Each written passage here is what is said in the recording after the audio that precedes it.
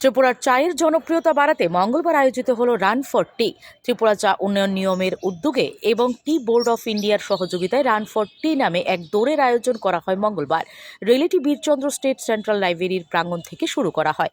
Run for টি সূচনা অনুষ্ঠানে উপস্থিত ছিলেন শিল্প ও বাণিজ্য দপ্তরের মন্ত্রী শান্তনা চাকমা, যুব বিষয়ক ও ক্রীড়া মন্ত্রী টিঙ্কু রায়, আগরতলা পুর নিগমের মেয়র দীপক মজুমদার, শিল্প ও বাণিজ্য দপ্তরের সচিব কিরণ গিত্তে, দপ্তরের অধিকর্তা বিশ্বশ্রী বি প্রমুখ। অনুষ্ঠানে পৌরোহিত্য করেন ত্রিপুরা চা উন্নয়ন নিগমের চেয়ারম্যান সমীর রঞ্জন ঘোষ। রেলিটি বীরচন্দ্র স্টেট লাইব্রেরি থেকে শুরু হয়, শহরের বিভিন্ন পথ পরিক্রমা করে ফের বীরচন্দ্র লাইব্রেরিতে এসে শেষ হয়।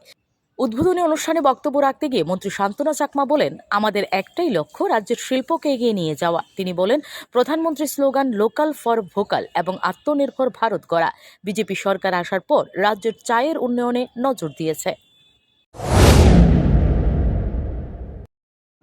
যত আলোচনা করব দেরি হয়ে যাবে। আমি শুধু এটুকুই বলবো, আমাদের একটাই লক্ষ্য, আমাদের ত্রিপুরা রাজ্যের চা শিল্পকে আরো এগিয়ে নিয়ে যাওয়া। কেননা যে আমাদের মোদিজি সবসময় বলে থাকেন ভোকাল ফর লোকাল এবং আত্মনির্ভর ভারত করা।